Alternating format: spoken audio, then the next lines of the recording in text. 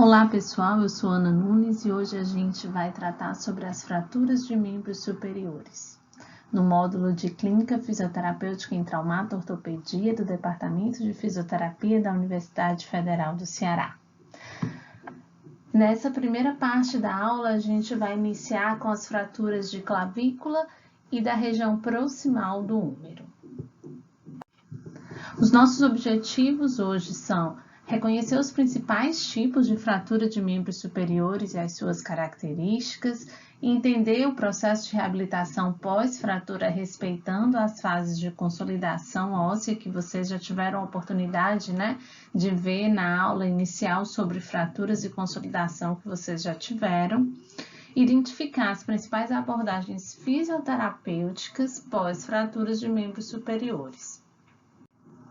Então, para a gente começar e resgatar um pouco sobre o que vocês já viram de fratura, é importante a gente lembrar que o nosso objetivo da fisioterapia diante de pacientes pós-fratura é recuperar o movimento e a capacidade desse membro de suportar o peso do corpo, o peso do membro, durante a realização de uma atividade, sem que haja perda da redução dessa fratura, enrijecimento de tecidos moles e atrofia muscular.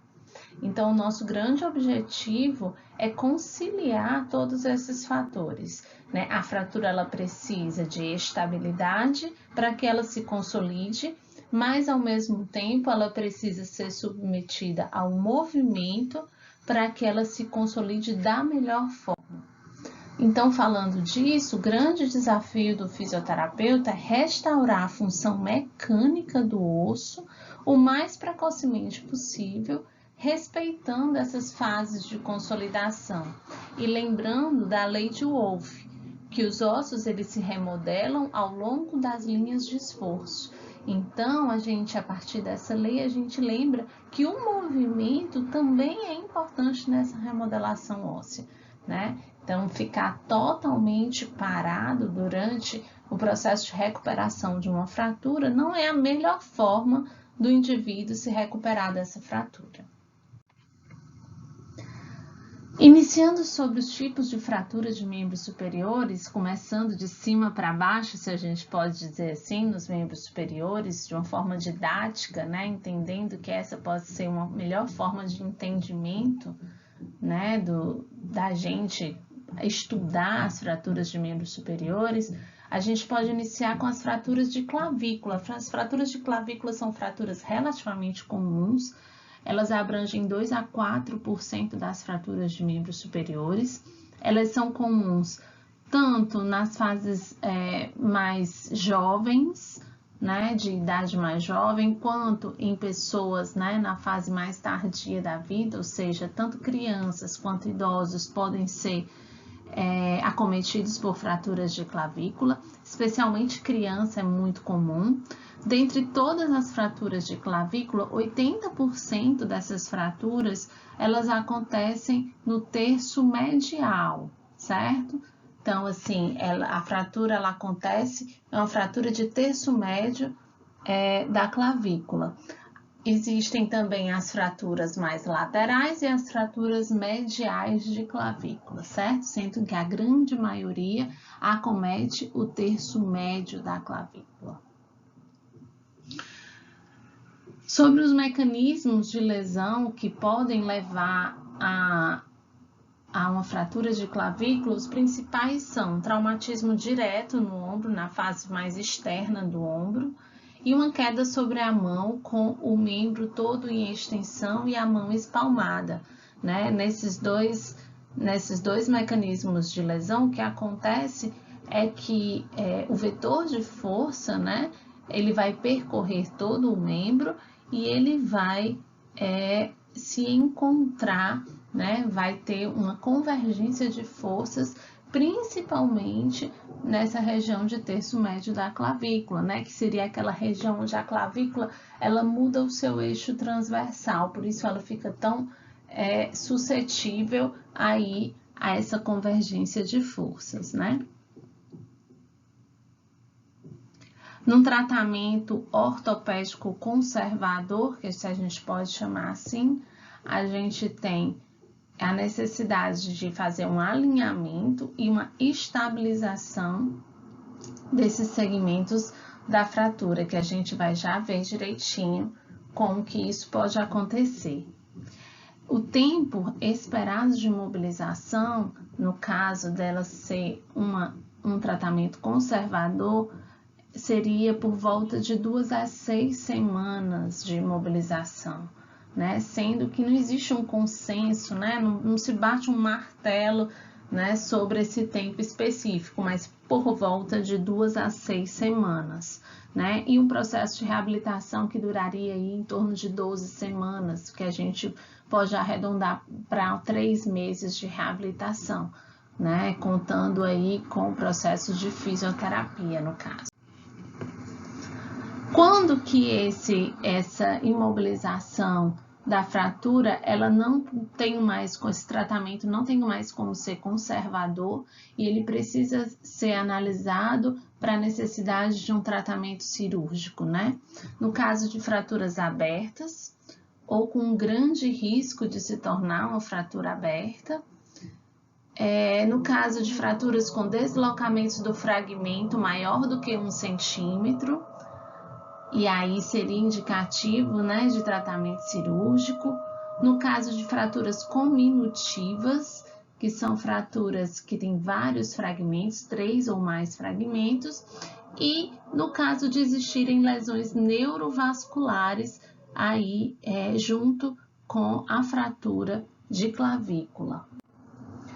Então, aqui a gente tem, né, uma figura ilustrativa do lado esquerdo, mostrando uma fratura do terço médio da clavícula, bem na região de mudança do eixo transversal da clavícula, né? E do lado direito a gente tem, né, um exame radiológico, né, mostrando aí a clavícula fraturada, né, com um deslocamento considerável aí do fragmento da fratura, certo?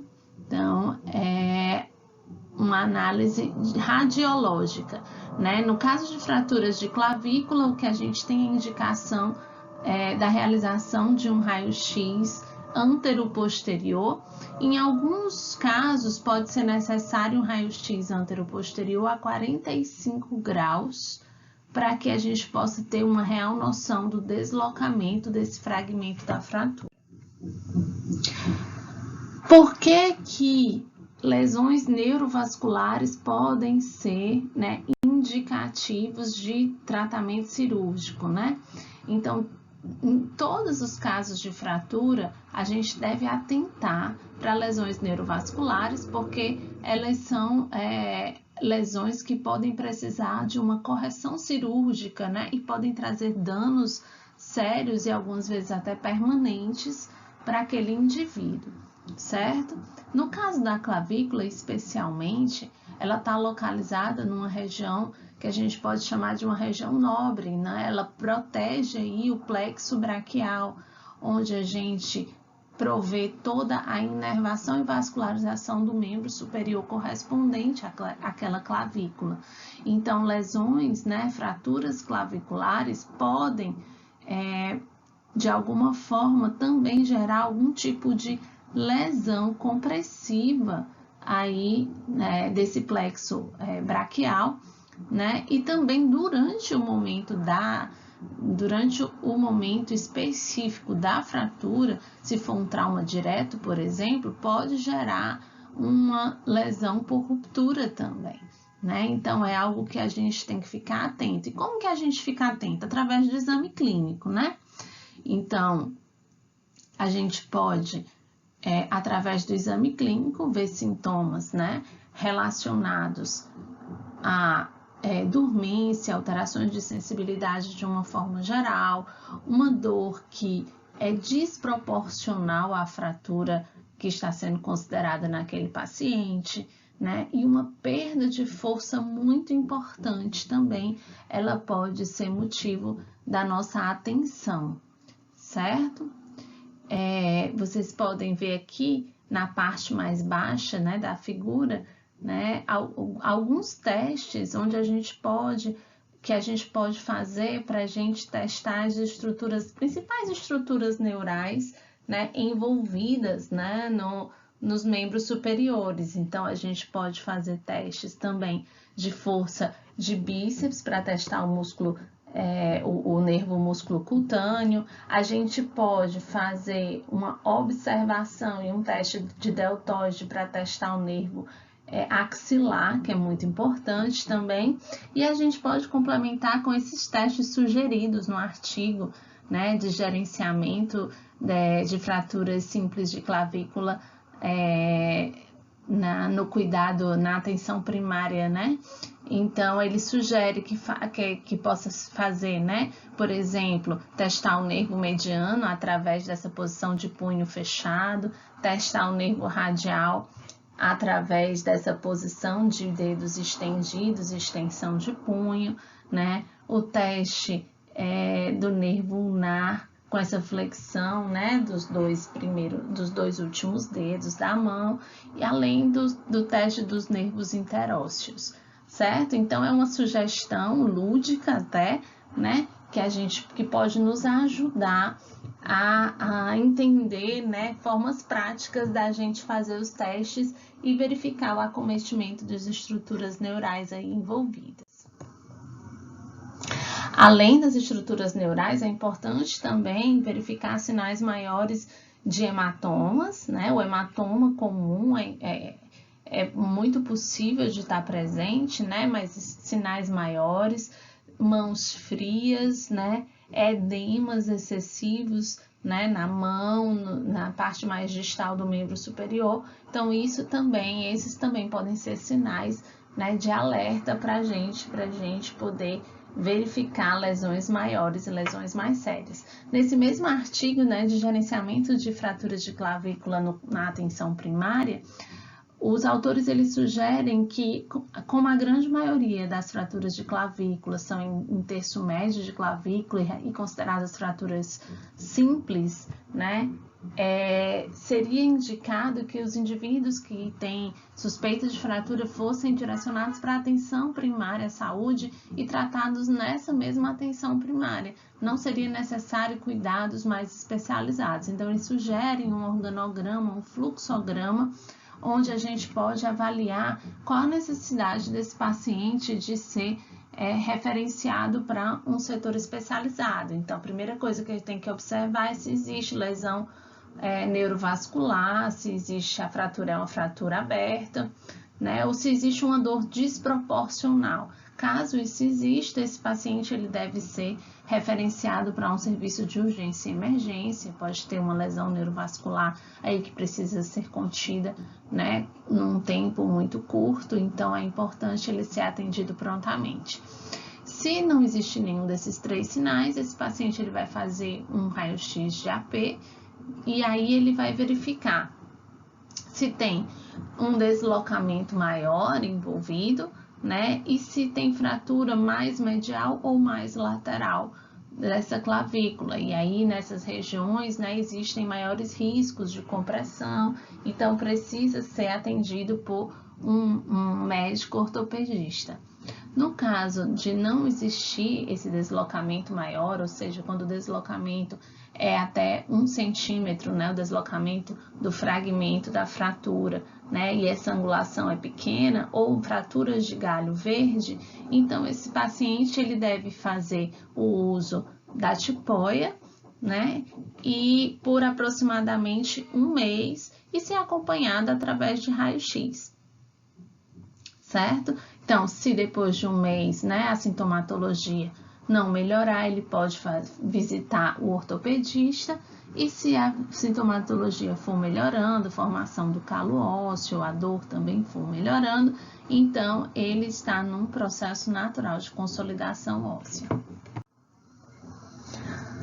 Como a gente mencionou, a gente tem duas possibilidades, basicamente, né, de tratamento de imobilização dessa clavícula, né? A gente pode realizar uma imobilização por tipoia, que seria um dispositivo de compartilhamento de carga, que é muito simples, né? Então, o paciente pode até comprar em uma das lojas, né, de próteses e órteses e colocar essa tipóia, né? Não precisaria nem de um serviço de urgência. E também tem uma redução aberta com fixação interna dessa clavícula. E aí seria a utilização de placas e parafusos, né, que são aplicados ali na clavícula, como a gente tem exposto aí na nossa figura do lado direito, como um exemplo, certo? Isso também é bastante utilizado para fraturas abertas, fraturas expostas, como eu já mencionei anteriormente.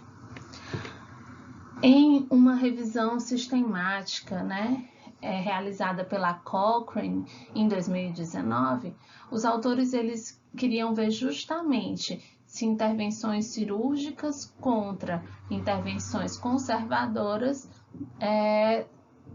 no tratamento de fraturas do terço médio de clavícula, quais seriam as mais efetivas, né? O que eles encontraram foram 10 estudos que analisavam, né, essa comparação de intervenções cirúrgicas e conservadoras. E, infelizmente, esses estudos foram classificados como intervenções, né, como evidências de baixa qualidade, certo? E, diante disso, eles mencionam que eles não têm clareza nos resultados aqui mencionados, mas, de toda forma, eles mencionam ainda que não foi evidenciado, né, nenhum benefício adicional do tratamento cirúrgico em termos de função, dor e qualidade de vida quando comparado com o tratamento conservador. E ele fala que é importante que seja verificada os efeitos, né, os eventos adversos de cada um dos dois tratamentos. Por exemplo, as infecções e irritações no tratamento cirúrgico e as dificuldades ou as dificuldades de consolidação, né, as más consolidações no caso do tratamento conservador. Um ponto importante da gente observar são os idosos, né? Os idosos, além da gente ter que ficar atento às dificuldades de consolidação, que é um ponto importante, né, com o envelhecimento, e a possibilidade, né, de dificuldade dessa consolidação por processos de osteopenia, osteoporose. Também a possibilidade, com maior frequência, de haver uma rigidez articular associada aí ao processo de recuperação dessa fratura. Então, é um ponto importante da gente considerar. Um retardo dessa consolidação e uma formação de uma pseudoartrose, então, quando não existe, né, uma consolidação real e esses fragmentos ósseos, eles acabam se comportando como uma articulação que tem uma artrose, né? É incomum, mas é algo que a gente deve atentar, certo? Uma consolidação viciosa, então, quando ocorre, né, algum deslocamento de fragmento e esse osso ele se consolida, né, de uma forma que não seria a mais recomendada, e possibilidade de comprometimentos neurovasculares, que a gente precisa ficar fazendo constantemente exames clínicos para verificar, né, se além daquela estrutura está sendo consolidada, se nesse processo de consolidação não houve deslocamento de fragmento, não houve comprometimento neurovascular. Quando a gente considera o processo de tratamento, né, fisioterapêutico das fraturas de clavícula, o que a gente tem é que no tratamento imediato, na primeira semana, o ombro ele deve ser mantido nessa posição de adução e rotação interna, que é a posição que o ombro é posicionado, né, na própria tipóia, certo? E a partir do terceiro dia já seria recomendado mover, né, de forma dentro da capacidade do paciente o cotovelo, né, com flexão e extensão, né, além da isometria da musculatura de cotovelo e de punho, certo? Então, de uma forma toda adequada ao exame físico que você vai fazer no seu paciente, você pode já ir submetendo ele a pequenos movimentos e contrações isométricas. A partir da segunda e terceira semana, os exercícios de ombro já podem ser iniciados, exercícios de pêndulo, na verdade, sem aumento de amplitude de movimento articular, certo? Exercícios isométricos de deltoide. E a partir da quarta semana, que na maioria dos casos já seria uma última semana de utilização da tipoia, né? A gente faria o início progressivo do ganho de amplitude de movimento, então iniciaria aí os movimentos mais amplos, né? Iniciaria aí um fortalecimento de manguito rotador, importante para a manutenção, né, dessa estabilidade da glenohumeral e da musculatura escapular também, certo? Estabilidade escapular. E provavelmente seria feita a remoção dessa tipoia. A partir da sexta semana, pode começar assim a fazer os exercícios em cadeia cinética fechada com o membro superior, certo? E acompanhar essa evolução através de exames clínicos frequentes e exames radiográficos. Muito bem, agora a gente vai falar um pouquinho sobre a fratura de húmero, né? De uma forma geral, a gente está vendo aí uma figura bem interessante, né, do artigo que fala das fraturas proximais de húmero, avaliação e gerenciamento nas pessoas idosas, certo? Do lado esquerdo, a gente vê uma figura esquemática muito interessante, num raio-x, onde ele propõe, né, a inserção das estruturas musculares, né? Isso é bem importante quando a gente fala das fraturas humerais, né, as principais linhas de fratura humeral e quais as estruturas moles que podem ser atingidas por essas fraturas, né? Então, a gente tem inserção do supraespinhoso, a gente tem a inserção do redondo menor e do infraespinhoso, a gente tem a inserção do subescapular, do peitoral maior, do deltoide, certo? E entre essas inserções marcadas em linha pontilhada que vocês estão vendo aí, a gente tem duas linhas de fratura que são frequentemente acometidos o húmero, né? Que seria a região, né? Do pescoço anatômico, vamos dizer assim, e o pescoço cirúrgico, né? O colo anatômico e o colo cirúrgico do húmero. Então, são regiões que frequentemente são acometidas em processos de fratura desse húmero, certo? Na nossa figura aqui da direita, o que a gente tem é o trajeto vascular, certo? Da artéria axilar. E é interessante que ela tem um trajeto descendente, certo? E o ramo anterior circunflexo dela vai dar a volta no colo cirúrgico humeral e vai ter um ramo ascendente para a cabeça humeral. O que a gente quer dizer com isso? Quer dizer que primeiro o ramo da artéria axilar ele é descendente e depois sai um segundo ramo que faz a circunferência no colo cirúrgico e sobe para a cabeça humeral. Então, fraturas abaixo da cabeça humeral podem gerar lesão dessa artéria axilar e isso pode comprometer a vascularização da cabeça humeral. Então, é um ponto importante que a gente tem que atentar aí no caso de fraturas humerais. As fraturas proximais, né, do húmero, em geral, elas podem ser de 1, 2, 3 ou 4 partes, né? Mais ou menos como a gente esquematizou aqui nessa figura, certo? Então, os principais pontos de fratura é o colo cervical e o colo cirúrgico, certo? E dividindo aí em diversas partes, que seria a cabeça humeral, a diáfise, a tuberosidade maior e a tuberosidade menor. Aqui a gente pode observar, por exemplo, aqui nessa figura que é retirada do mesmo artigo que eu mencionei para vocês sobre as fraturas em idosos, né?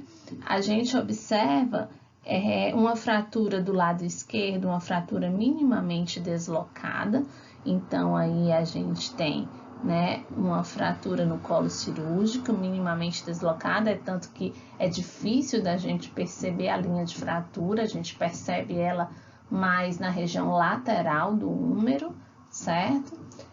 Na figura central, a gente observa também uma fratura no colo cirúrgico também, certo? Só que aí agora a gente observa uma fratura que tem uma espícula óssea, ou seja, uma pontinha óssea mais medial e também uma espícula óssea mais lateral, mostrando aí que houve um deslocamento da diáfise do úmero mais medial, certo? Então já tem um certo deslocamento nessa fratura. E do lado direito, o que a gente vê é uma fratura com uma cominuição, ou seja, vários fragmentos de ósseos nessa fratura, certo? Então, é uma fratura que, de uma forma geral, ela tem uma consolidação um pouco mais difícil, né? Exceto se esses fragmentos estiverem todos impactados, né? Mas na maioria das vezes ela tem uma consolidação mais difícil por envolver vários fragmentos que tem risco de deslocamento. O mecanismo, né, desse tipo de fratura proximal de úmero geralmente se dá por uma queda sobre o cotovelo ou por um traumatismo lateral no ombro, que é bem comum, e o tratamento conservador, como a gente já falou, ele vai constar de um alinhamento e uma estabilidade daquela região fraturada. Lembrando que esse alinhamento, ele não é em linha reta, né? Porque alinhar, a palavra a gente faz muita referência a tornar reto, mas não. O ângulo do colo e diáfise é de 130 a 150 graus. E existe uma retroversão de 30 graus. Então, tudo isso tem que ser respeitado quando a gente vai alinhar essas estruturas para poder tornar estável, certo? O tempo esperado de imobilização seria em torno de 8 semanas, tá? Mas não necessariamente são 8 semanas, então de 4 a 8 semanas é possível que seja feita essa imobilização. E a reabilitação, de uma forma geral, pode durar de 12 semanas a 1 ano. Isso vai depender muito do tipo de fratura, da resposta do paciente ao tratamento, né? Da forma como o tratamento, como o paciente, né, interage com o fisioterapeuta e com esse tratamento, responde a esse tratamento.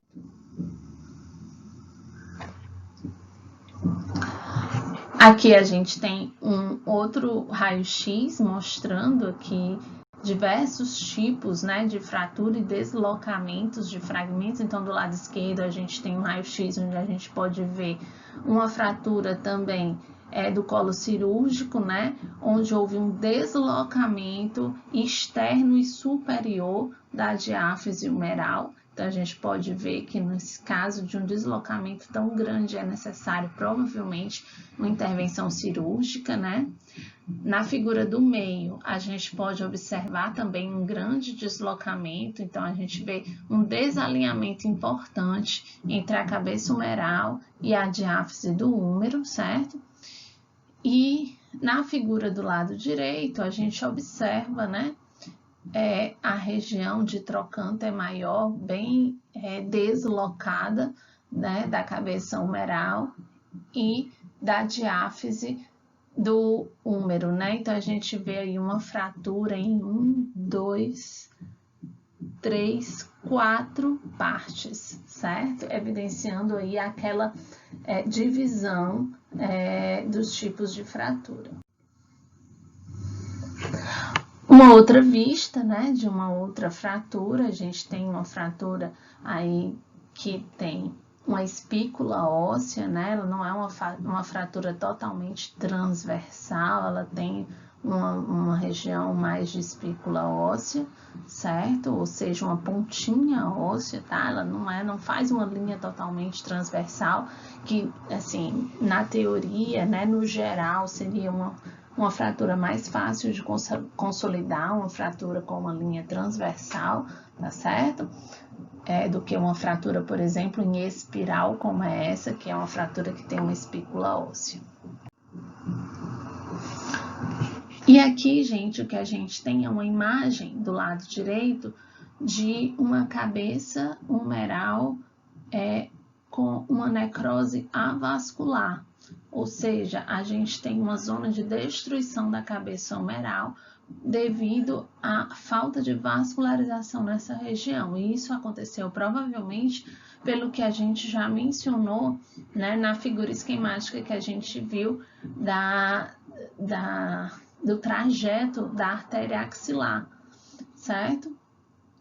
Então, como vocês podem ver aí do lado esquerdo, né, que ela faz uma circunferência no colo do úmero e depois um ramo ascende para a cabeça humeral.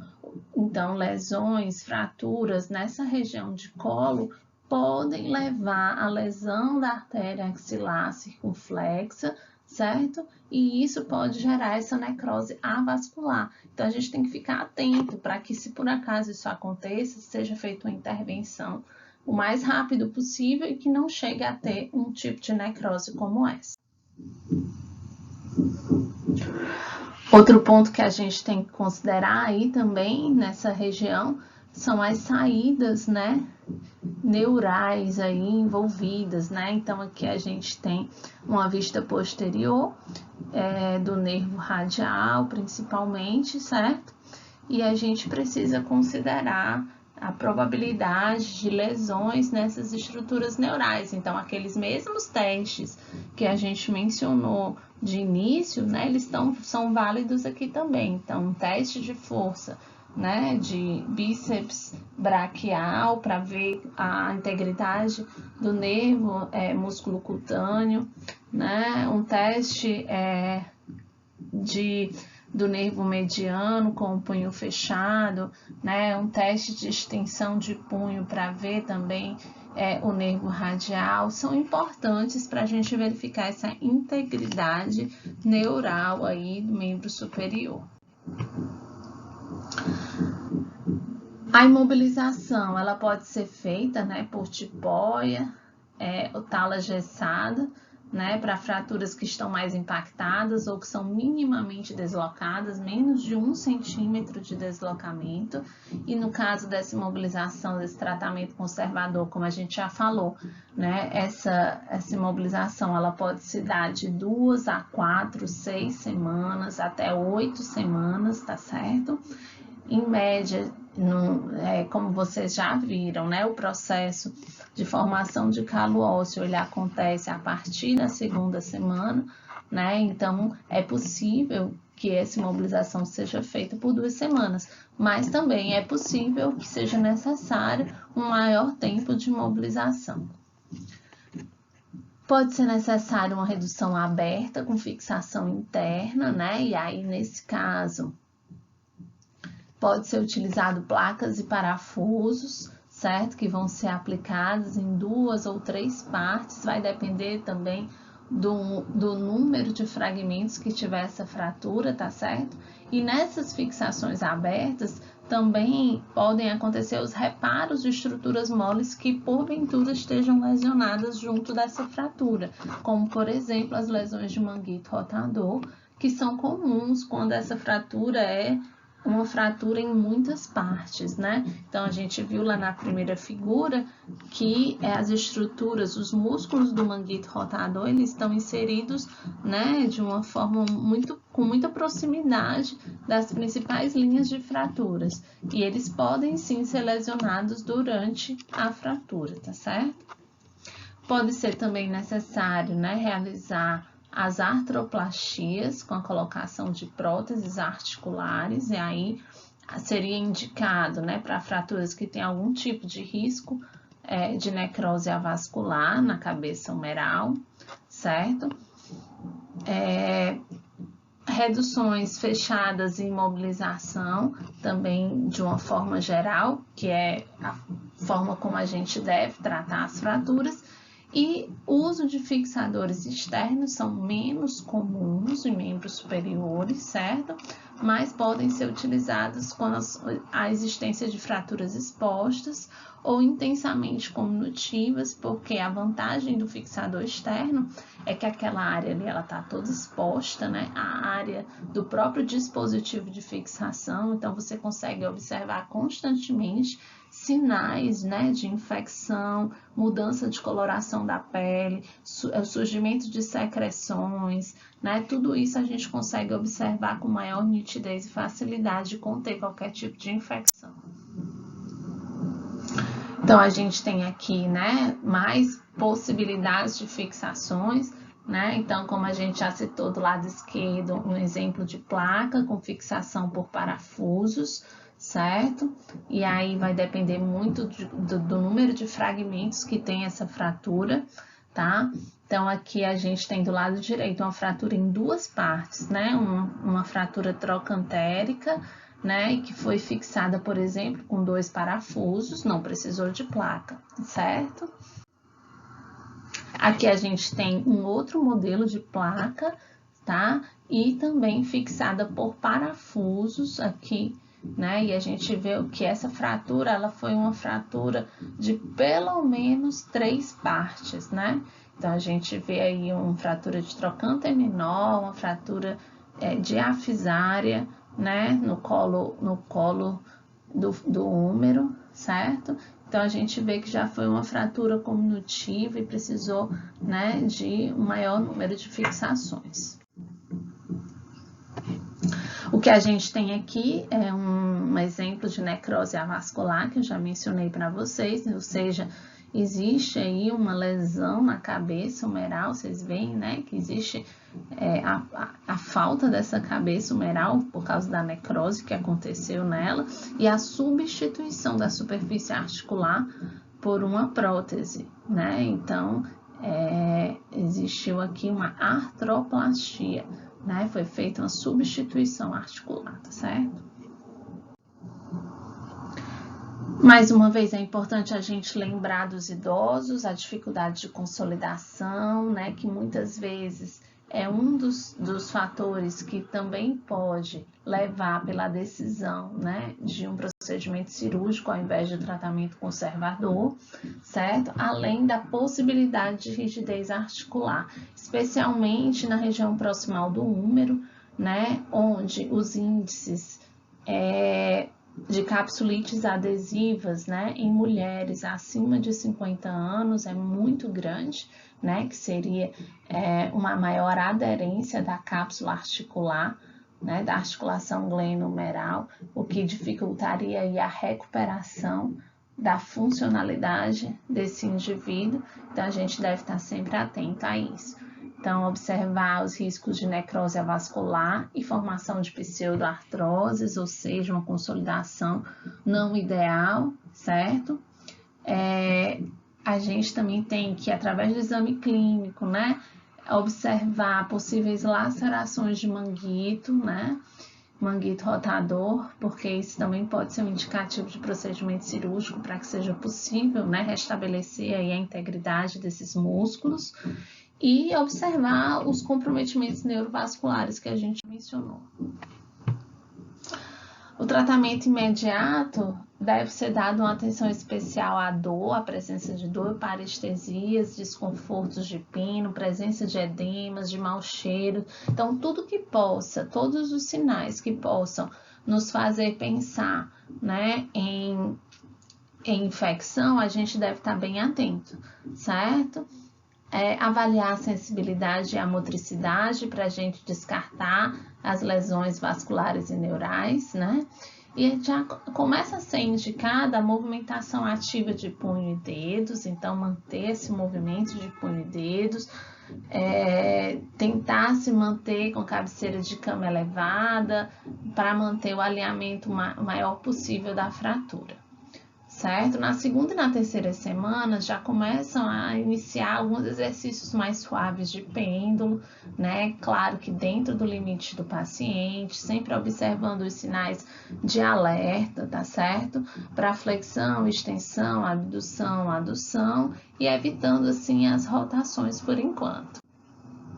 E aí, a partir da quarta semana, a gente tem que dar um pouco mais de atenção para essa mobilidade articular, né, que a gente estava mais limitado por causa da proximidade do evento da fratura, mas sempre tentando descartar a possibilidade desse paciente evoluir para um capsulite adesiva, que seria a aderência capsular aí nessa região articular, tá certo?